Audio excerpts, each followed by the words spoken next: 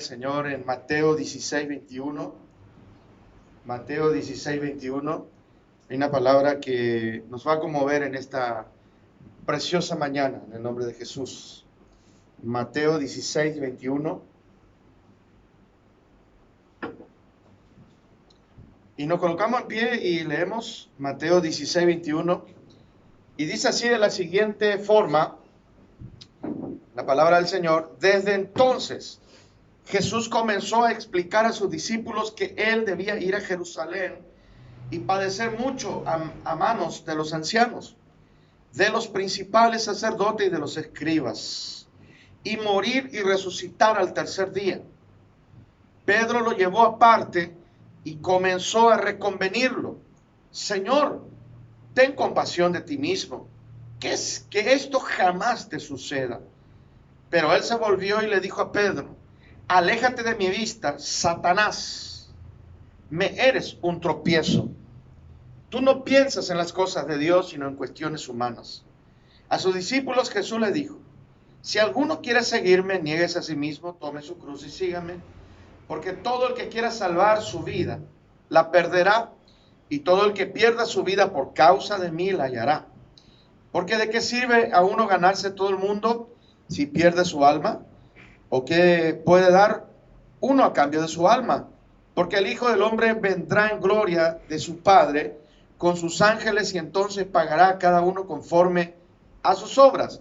De cierto les digo que algunos de los que están aquí no morirán hasta que hayan visto al Hijo del Hombre venir en su reino. Gloria a Dios. Padre, una vez más oramos y bendecimos esta preciosa reunión y esta palabra, Señor.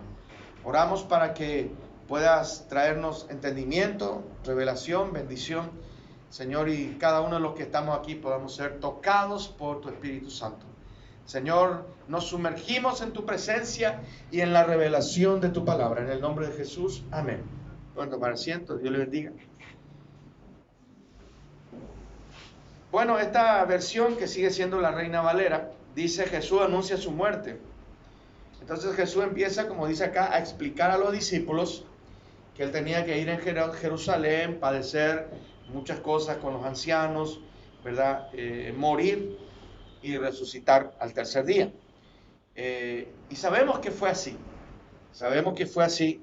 Sabemos que los planes del Señor, nadie, absolutamente nadie, puede detener eso. Sabemos que nosotros fue así porque ya nosotros tenemos la película hecha, ya esto pasó. Pero en ese momento, Jesús, cuando él lo decía, todavía no ocurrió. Él estaba diciendo a sus discípulos, él estaba comunicando a sus discípulos. Y déjenme hacerle notar algo muy interesante. Un buen líder comparte las cosas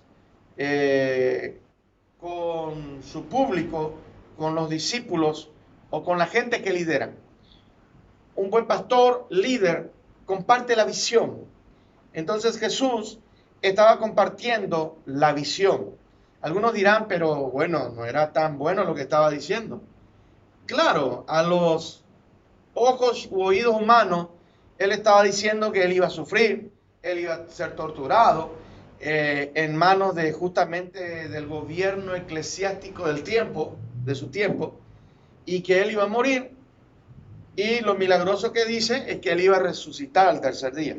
Ahora, fíjense, lo que él dice está muy correlacionado a las profecías del Antiguo Testamento. Él no dice nada fuera de lugar. De hecho, él en algún momento dice: yo vine a hacer la voluntad de mi Padre. ¿Y cuál era la voluntad de mi Padre?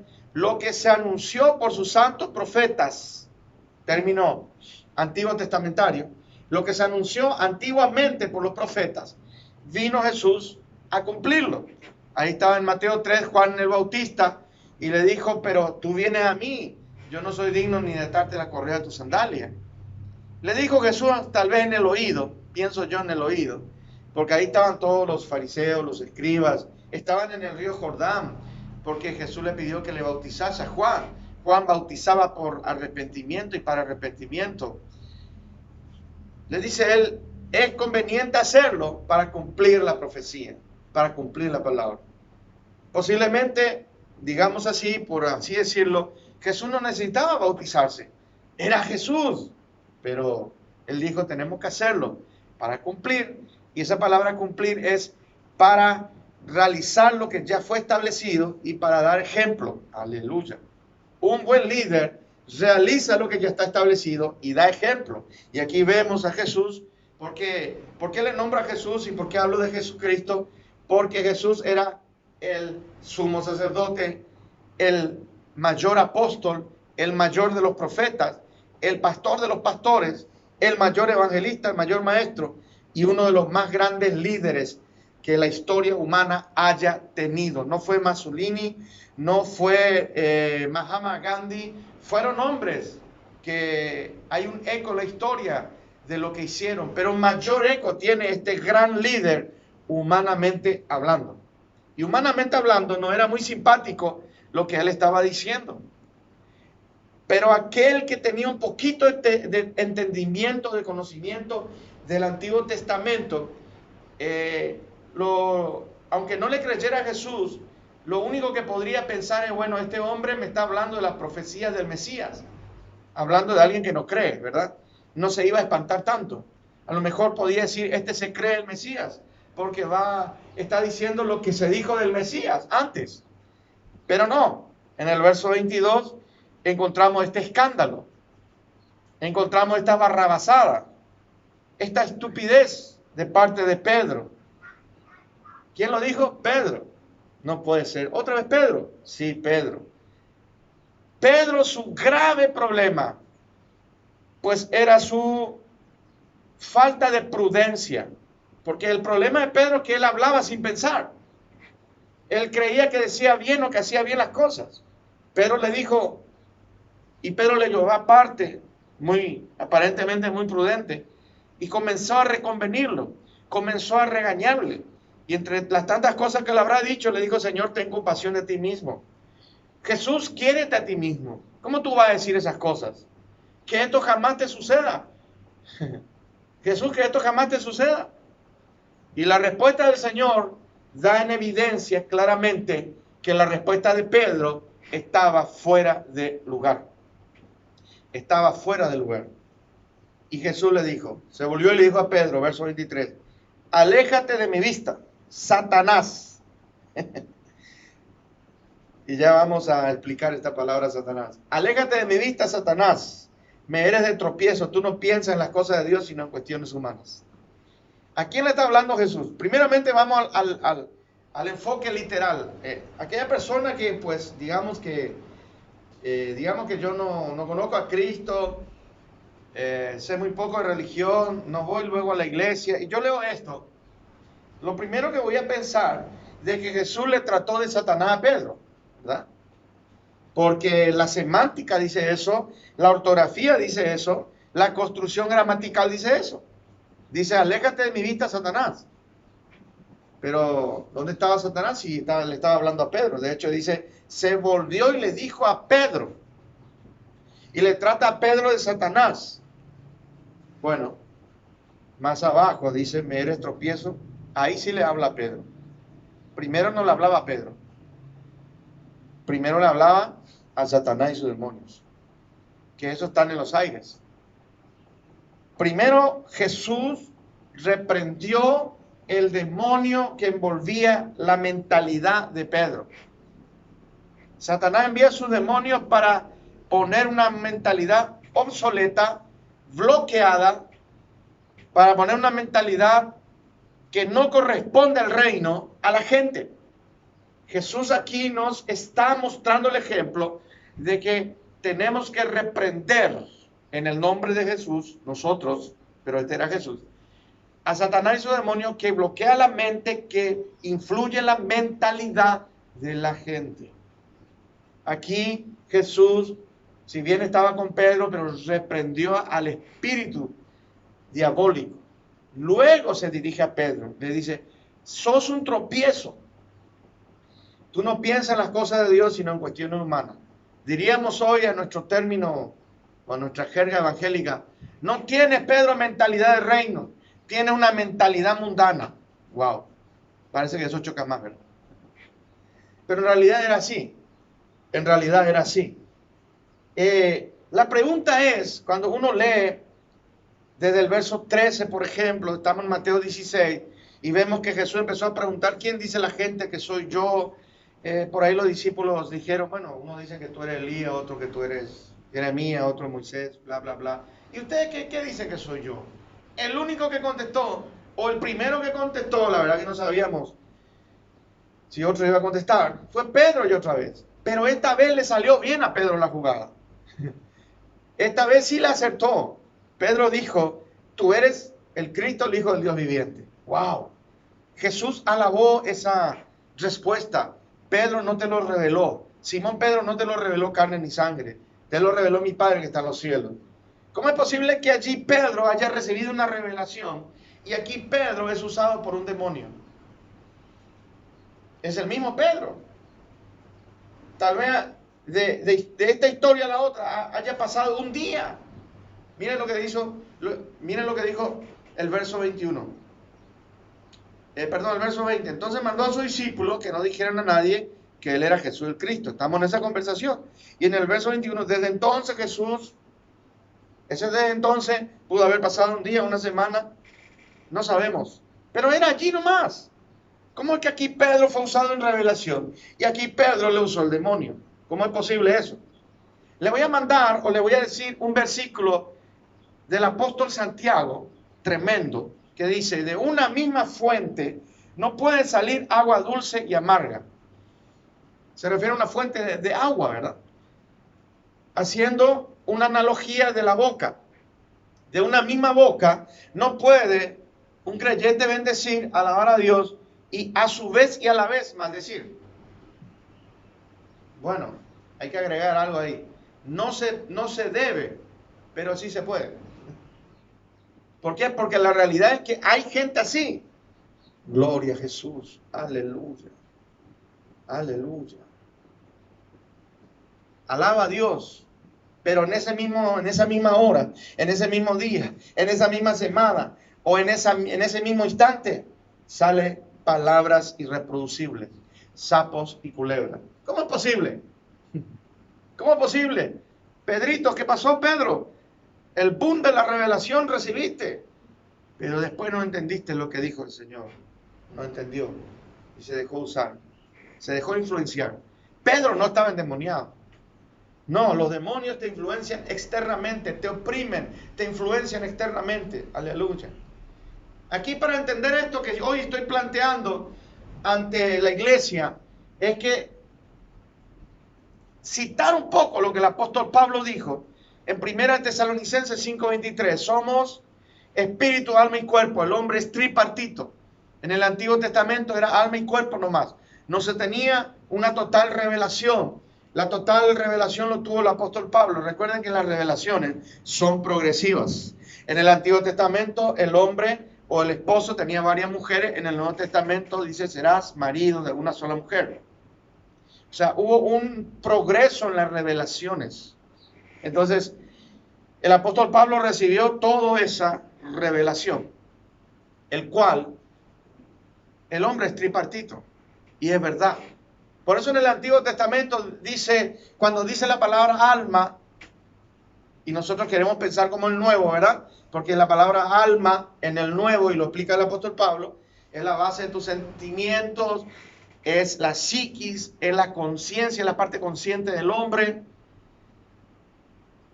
Pero alma en el Antiguo Testamento ya incluye espíritu. Alma en la parte espiritual del hombre y cuerpo en la parte corporal literal del hombre. Ellos lo simplificaron así. Pero cuando venimos al Nuevo, encontramos que somos espíritu humano.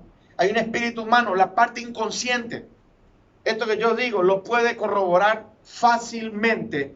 Es un bocado de pan para los psicólogos, porque ellos dominan esto. ¿Y de dónde sacaron? De aquí en la Biblia. Ellos saben que el hombre está dividido en tres partes. ¿Qué cosa, no? Es una Trinidad, Padre, Hijo y Espíritu Santo. Somos tripartitos, y en el Apocalipsis vemos la bestia, el falso profeta y el anticristo. Algo tiene este número 3, ¿verdad? Para bien o para mal. Bueno, ese sería en otra predica. Pero para entender lo que le ocurrió a Pedro, hermano amado, hay que entender que cuando Dios tomó el polvo y sopló, ahí Dios metió espíritu en ese cuerpo de polvo, barro, y por eso es que somos a imagen y semejanza del Señor. O sea, ¿qué tenemos de Dios? Un espíritu humano, un espíritu que la palabra dice: del polvo somos y al polvo volveremos. Este espíritu humano, en realidad Gustavo Álvarez, así es mi nombre, mi apellido, él está hablando de un espíritu dentro de este cuerpo. Ese espíritu va a volver a Dios con una conciencia de que fue alguna vez Gustavo Álvarez. Tiene que volver a Dios. Por eso en todo el mundo, por más nativo, aborigen o por más persona que esté tan alejada de la civilización, sabe que hay un Dios o ser supremo. Hay algo mayor que él, como lo quieran llamar. ¿Por qué? Porque ese espíritu humano está allí, sabe de dónde vino y de dónde salió. Bien, pero la parte del alma, ahí está el problema. Cuando tú eres creyente, aceptas a Jesús en tu corazón, el Espíritu Santo viene, te sella y viene y reside en tu espíritu, no en tu alma ni en tu cuerpo. En tu espíritu humano. Espíritu Santo con mayúscula, espíritu humano. Pero el alma, mente, mentalidad, es ahí donde empieza el proceso de purificación, de limpieza y de que se doblegue a Dios. Tu yo, tu ego, tú mismo, tu naturaleza carnal, pecaminosa, está todo allí. Por eso el apóstol Pablo dijo: con Cristo estoy juntamente crucificado y ya no vivo yo. Se refería a su alma. Cuando el apóstol Pablo dice: yo hago lo que no quiero, se refiere a que él tenía que doblegar su alma. ¿Por qué? Porque en el alma, en las emociones, la mente, está esa naturaleza que le encanta pecar, encuentra gozo en el pecado. Pero el Espíritu Santo ahí está luchando para que tú le des el total dominio, ¿verdad? Del alma, del cuerpo. Total dominio. Eso quiere decir lleno del Espíritu Santo. Cuando el Espíritu Santo ya domina, cuando aceptas a Cristo ya domina tu espíritu, correcto. Pero quiere dominar tu alma, el mayor problema. No hay mucho problema con el cuerpo. Pero el alma es rebelde. El alma es como un caballo no domado que te subes encima de ese caballo. O potro, o como fuese. Es rebelde, es rebeldísimo. No se deja domar. Solo el Espíritu Santo le puede domar. Si tú le permites. Si tú le permites. Entonces, cuando Pedro de repente es usado en una revelación, ¿dónde recibe la revelación? En su espíritu. Sí, pasó. Vino a su espíritu del Padre y subió, por así decirlo, si vamos a hacer una ubicación geográfica, subió a su alma, la parte consciente, de lo inconsciente a lo consciente, y lo dijo: tú eres el Cristo, el Hijo del Dios viviente. Pero recuerden que los discípulos aquí estaban en un proceso de morir a su yo, estaban en un proceso de morir a su carne, y entonces, así como recibió una revelación en su espíritu, externamente, ahí el demonio le empezó a hablar. Mire, dile a Jesús que se ame un poquito más, reconviénele, regáñale, dile que no muere, que resucite. ¿Y de dónde fue? ¿De dónde vino esa voz que entró por acá? De acá, del exterior, de aquí cercano, del diablo. Y como Pedro todavía estaba allí, entró por su alma. Todas las cosas feas entran por el alma. Y para que entren por el alma, entra por el ojo y por el oído.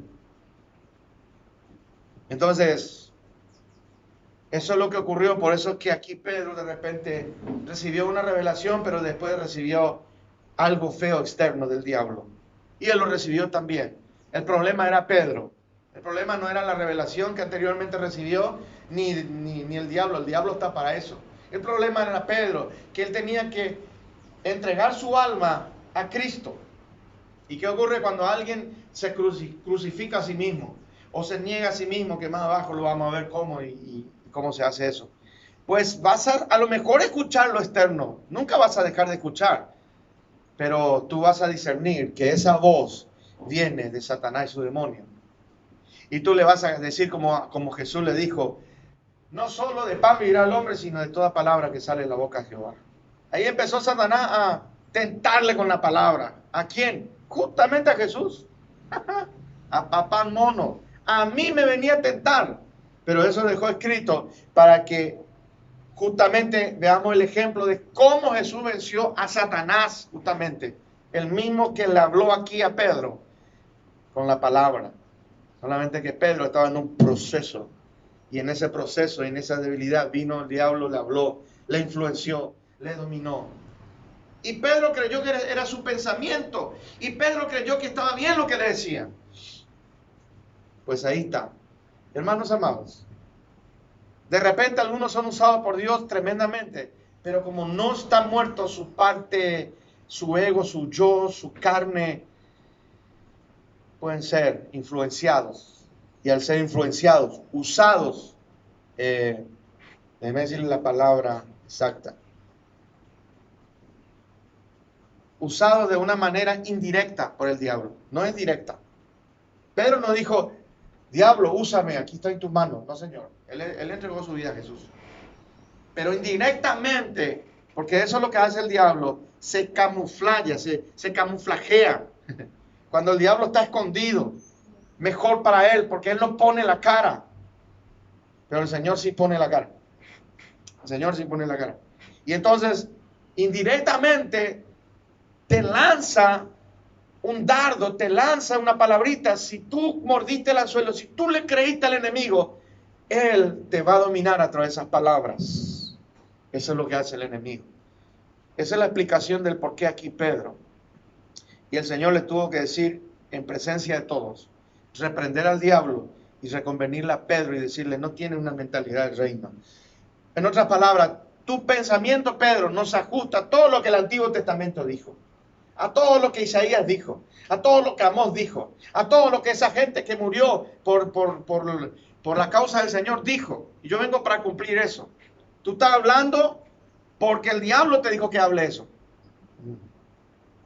Y a partir del verso 24, el Señor empieza a hablar cómo podemos tener una mentalidad de reino, una mentalidad que se ajusta a la palabra del Señor. Dice a sus discípulos, Jesús les dijo, si alguno quiere seguirme, niéguese a sí mismo, tome su cruz y sígame. ¿A qué apunta eso?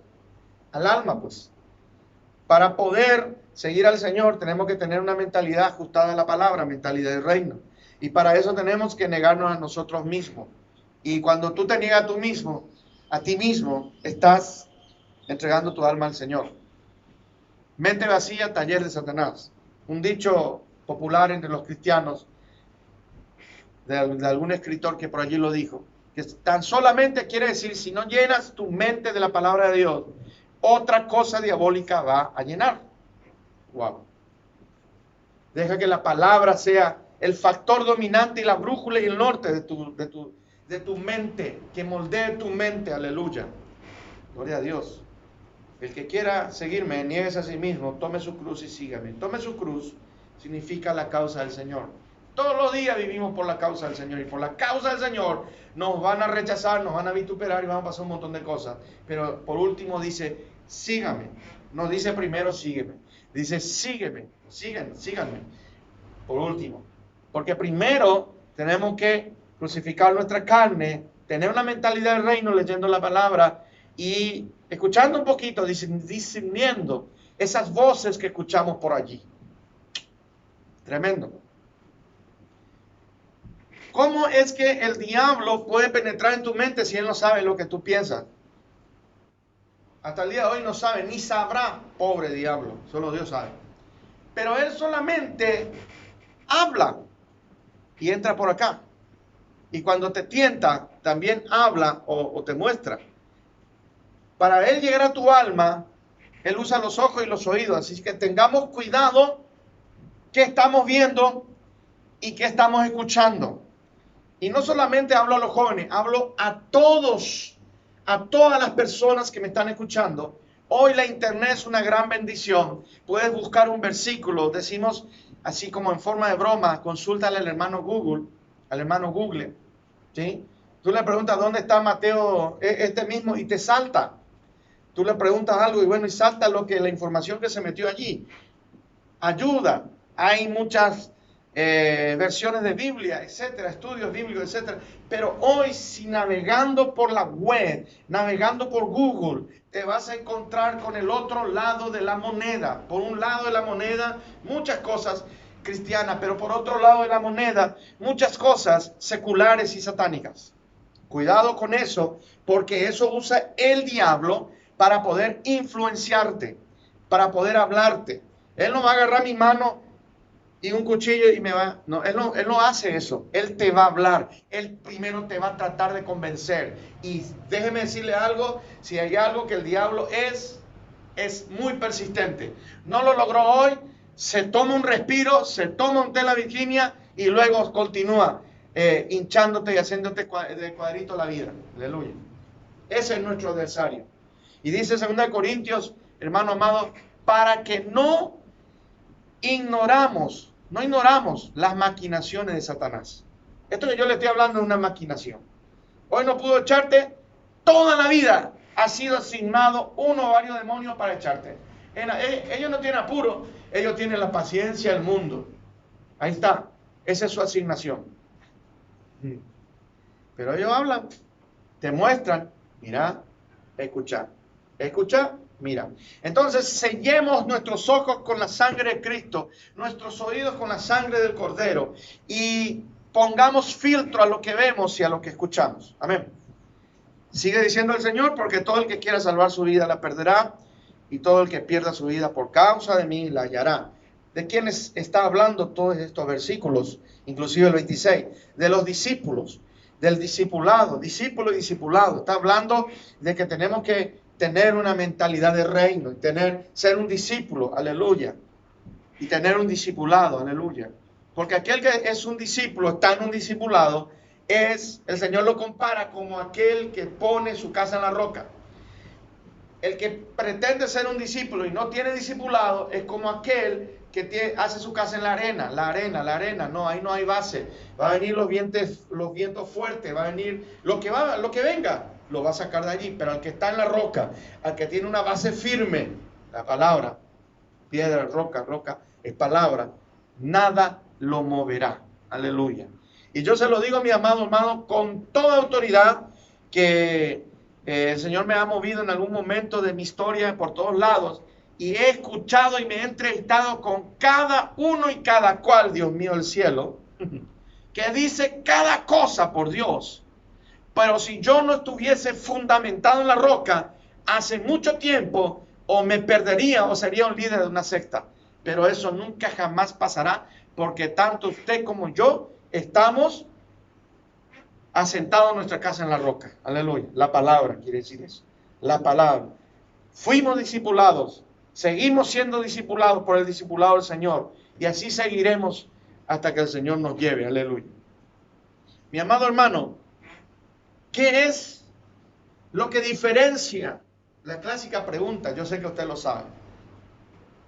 Entre un rico y un pobre, por así decirlo. Entre alguien que hace con excelencia las cosas y alguien que lo hace mediocremente, más o menos, así nomás total, pues la mentalidad. Estos grandes hombres que hablan de lideranza, todos coinciden con esto. Es sencillamente la mentalidad, no los recursos, es la mentalidad. Los recursos vienen cuando hay una mentalidad correcta.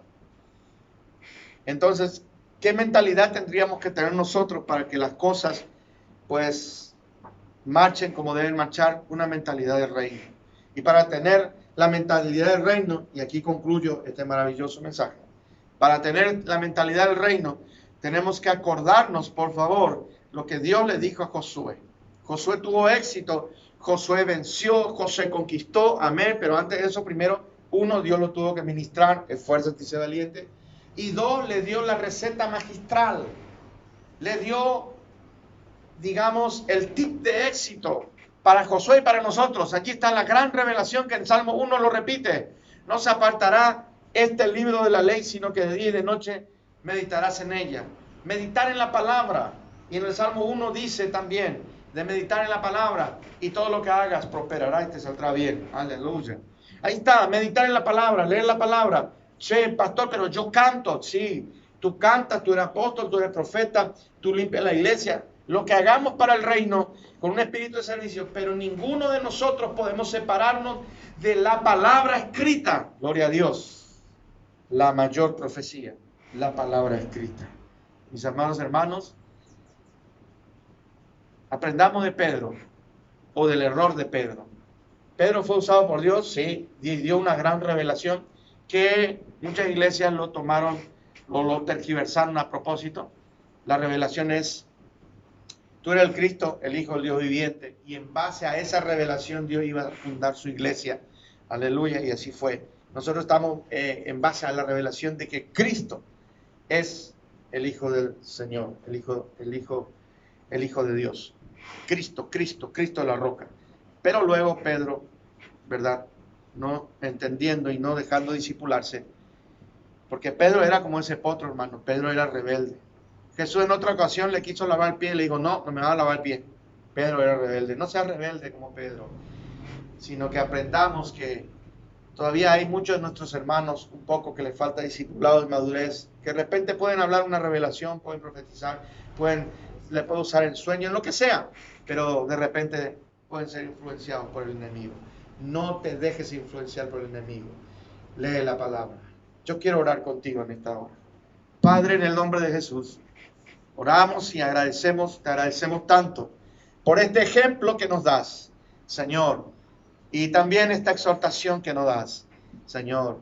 Señor, va de esta fuente, el cual somos nosotros, solamente saldrá agua dulce. De esta fuente, de esta boca, solamente saldrá bendición y vida eterna. Señor, seremos instrumentos tuyos y no permitiremos, rotundamente no permitiremos que el enemigo nos influencie. No permitiremos, no le vamos a hacer caso a sus palabras tan bonitas, refinadas y calculadas que escuchamos a diario, aleluya, sino que tapamos nuestros oídos a la voz del diablo, a la voz de Satanás y sus demonios. Señor, tapamos nuestros ojos a la propuesta que siempre será ilegal e indecente de Satanás y sus demonios, en el nombre de Jesús. Pero abrimos nuestros ojos, Señor, a la revelación de tu presencia, a la revelación de tu palabra. Abrimos nuestros oídos a la voz de Dios, a la voz del siervo apacible, a la voz del Santo de Israel, aleluya, a la voz de Jehová, Rey de los ejércitos, que pasa revista a su ejército en esta mañana preciosa. Abrimos nuestros oídos, nuestros ojos, así como cuando te bautizaste, Señor, en Mateo 3. Aleluya, tú oíste y tú viste. Aleluya, ¿por qué? Porque obedeciste, porque era conveniente hacerlo. Tú viste, aleluya, una nube y tú oíste una voz del Padre. Gracias, Señor. Gracias, Señor, porque cuando te obedecemos, vamos a oír y vamos a ver. Cuando estamos en tu presencia, Señor, vamos a oír y vamos a ver. Fuera de ella no vemos si no oímos. No oímos. Oímos cualquier cosa y vemos cualquier cosa. Pero gloria a Dios, que acá hay un pueblo que no va a tientas. Acá hay un pueblo que está escuchando, que está viendo, porque está en su presencia 24/7, delante de tu presencia, Señor. Acá hay un pueblo que te adora y que te bendice, Señor, y no como aquel pueblo en Isaías que tú hablaste por boca del profeta. Este pueblo de labios me honra, pero su corazón está lejos de mí. No, Señor, ese pueblo no está aquí. Acá hay un pueblo que te adora en espíritu y en verdad, que te sirve con amor, que te da con dadivosidad, que te da con desprendimiento. Acá hay un pueblo, Señor, que vamos caminos preparados, esperando el inminente, Señor, rapto que va a suceder en un abrir y cerrar de ojos y sucederá como ladrón en la noche. Gracias, Padre. Gracias, Hijo, y gracias, Espíritu Santo. Oramos por aquellos que están enfermos, los que están presentes en este templo y los que están presentes en forma virtual. Oramos por aquellos que están enfermos. Señor, reprendemos toda enfermedad, reprendemos el COVID-19, reprendemos lo que no es tuyo y declaramos sanidad física, mental, emocional, espiritual. Reprendemos el Alzheimer, reprendemos los problemas de hueso en el nombre de Jesús. En el nombre de Jesús, en este momento reprendemos toda frialdad en los ovarios, todo tumor en los ovarios, lo reprendemos. Y aún reprendemos, Señor, todo espíritu de enfermedad, y reprendemos todo ataque diabólico contra los intercesores de esta iglesia en el nombre de Jesús, contra los ministros de esta iglesia. Reprendemos toda influencia demoníaca, satánica, y toda altivez de corazón, Señor, en el nombre de Jesús. Gracias, mi Señor. Oramos y agradecemos, Señor. Gracias por esta semana que nos espera. Será una semana de mucha bendición, será una semana de honra, de gloria. Gracias, Padre, Señor, por los fieles, y gracias porque los infieles se volverán fieles. En el nombre de Jesús. Amén y amén. Denle un fuerte aplauso.